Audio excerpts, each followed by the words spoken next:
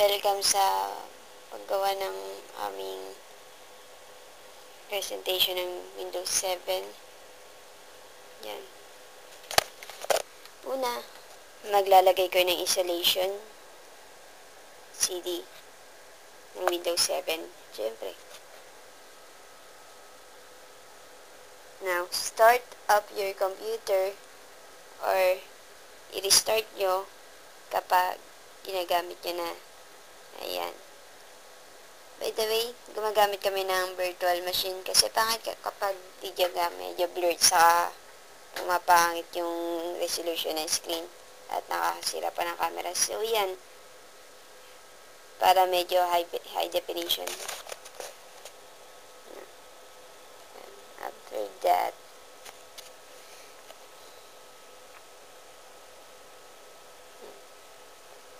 medyo matagal siya, nagbo-boot.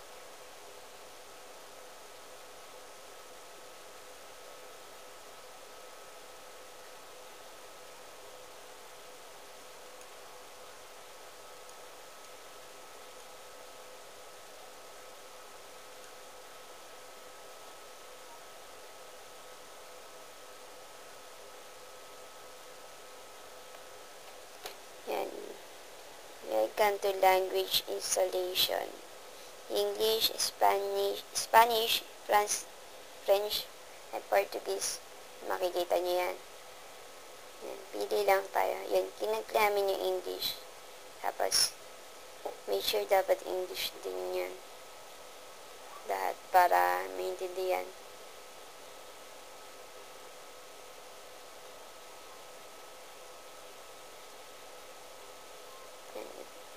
Ever na nakakaintindi kayo ng ibang mga language na nakalagay dyan, yun ang click nyo. Next. Now, install now. Click install now. Yan. Next, start na yung setup. Select. Yan. Nandito naman tayo. Select tayo ng operating system na gusto natin i-install. Meron dyan ang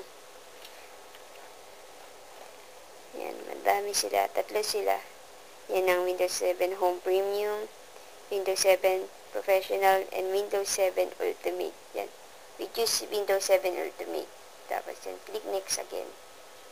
Tapos, makikita nyo ngayon, yan, license agreement. Yan. Dapat mag-agree lang kayo dyan. Yan. Click, check nyo yung box, tapos next ulit. Ngayon, makikita nyo ngayon dyan, upgrade sa custom advanced. Ngayon, nire-recommend namin kayo na piliin nyo yung custom para malinis yung installation. Meaning, may erase lahat ng nasa hard drive, saka mawawala lahat ng files na sinave nyo. Tapos, yun, pag-upgrade naman, nagre-restore lang siya ng, restoration lang siya ng backup. Nagre-restore kayo ng backup nyo, yun. Pinig namin custom advanced, tapos, yan, nagpunta na kami sa Merdion install window. Nasa hard drive selection tayo ngayon. Dahil virtual machine gamit ko, malinis siya, walang kalaman-laman yung hard drive. Pansin nyo naman. Tapos, pero kung gusto niya malinis din sa inyo, click nyo yung hard drive. Then, click format. May erase lahat ng data. In case sa amin, wala siyang, di pa namin may maklik yung format. Tapos, may erase lahat ng data. Tapos, empty your hard drive. At magkakaroon mas malaking space. Tapos, after selecting the hard drive you selected, usually mas madami dapat ang hard drive, mga 3 or 4. Some of them are recovery hard drive. Pero wag niyo nang pakialaman yun. Make sure primary yung ginagamit nyo.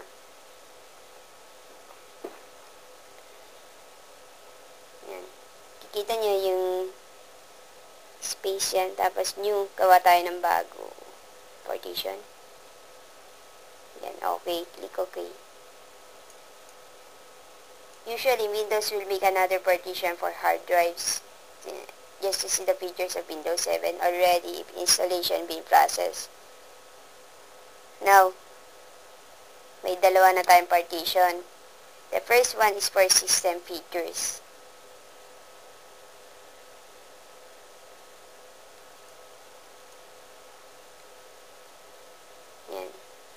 System sa primary na ngayon.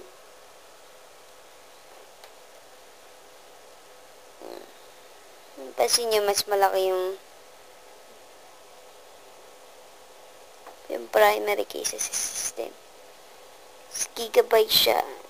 Yung system, yung primary, megabytes na yung system. Yan. Pansin nyo, yan din, mapapansin nyo rin na pwede na natin i-click yung format. Ngayon, pwede ko siya i-format. But, wag mo na. Next.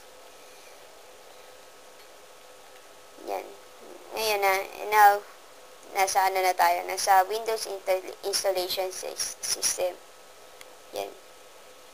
Yan. Fast forward. Yan. After the installation, the computer will restart automatically.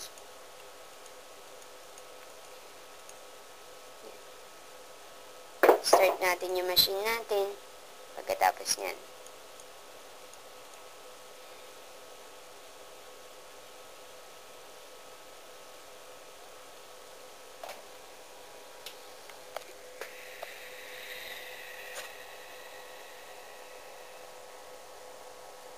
Yan, medyo matagal siya mag-install. Matagal talaga mag-install yan. Tapos yan. Pumunta kami muna dyan kasi hindi nga nagre-restart yung amin. Ngayon, nasa BIOS na tayo. Pag nasa BIOS na tayo, punta na lang tayo muna sa boot menu at make sure meron tayong removable device. Paalala lang, huwag nyo tanggalin yung CD nyo from the CD-ROM, ha. Yan. Yung hard drive, dulong-dulo. Diba? Now, yan.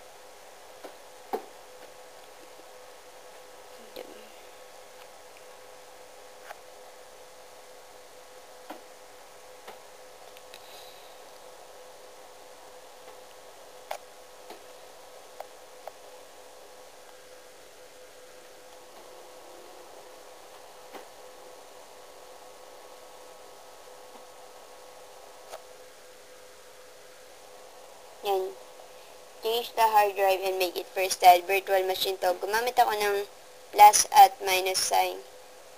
Make the hard drive your first option para ma-check agad yung USB, CD-ROM sa yung other hardwares nyo.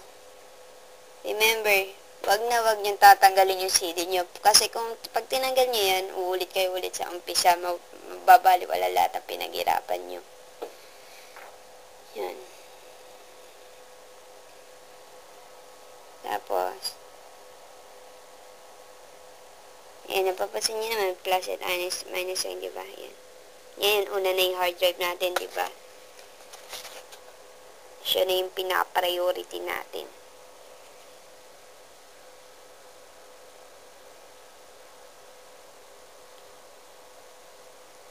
Sana tandaan niya.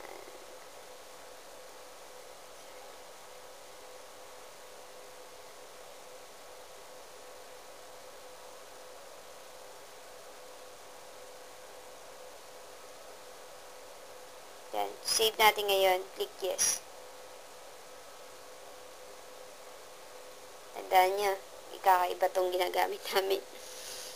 Yan. Yan. Mapupunta na kayo sa yan.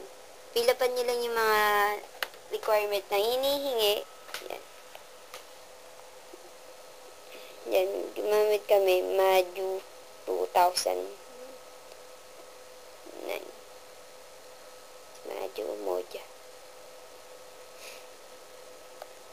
Maju 2009. Then click next. Yan pa. Yan.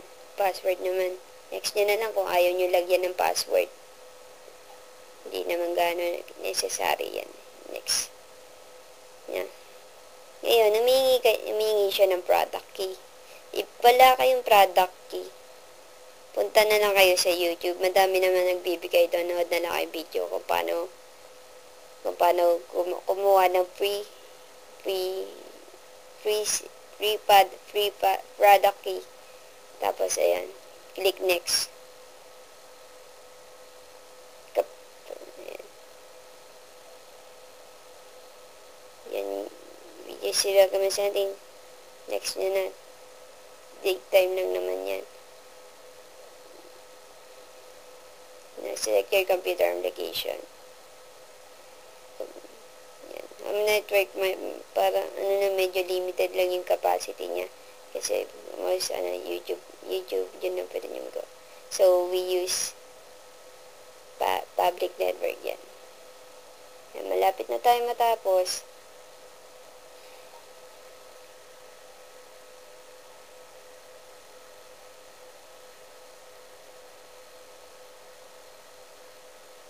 Yan.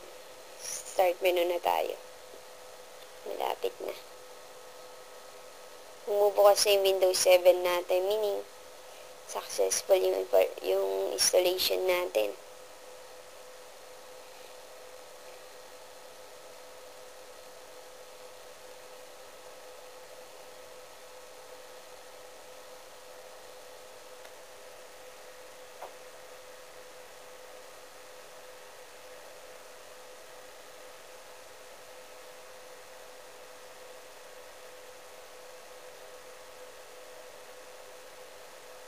Welcome to the interface of Windows 7.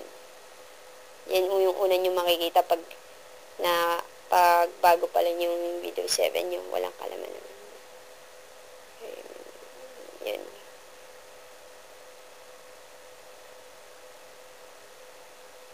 Factory website. Yan yung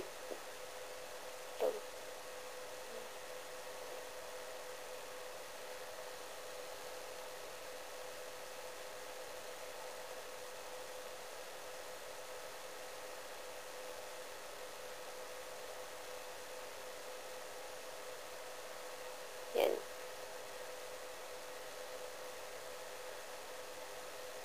Yan yung interface niya.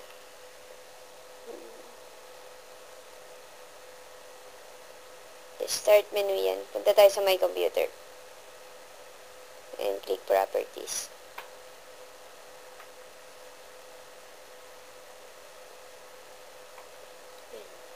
Makikita nyo yung tingnan nyo yung system. Dapat 32-bit or 64-bit siya.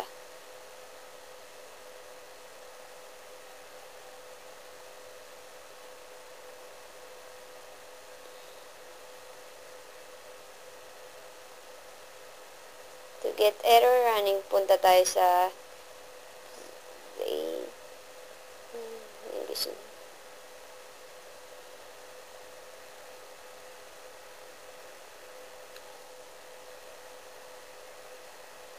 parang hindi siya lumilitan eh.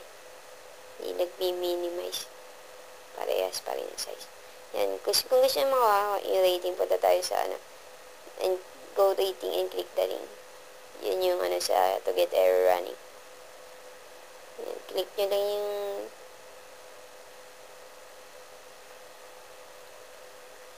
close na natin. Yan. Pina-close na natin. Open properties ulit ng computer. Yan, pansin nyo, nagbago na siya.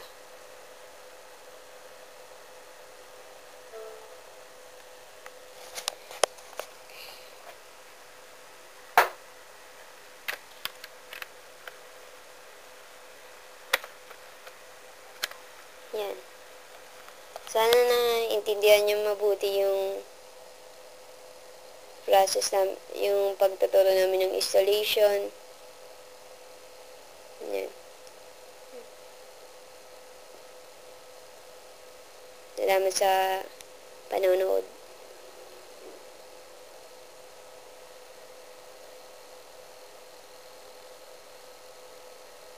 Yan.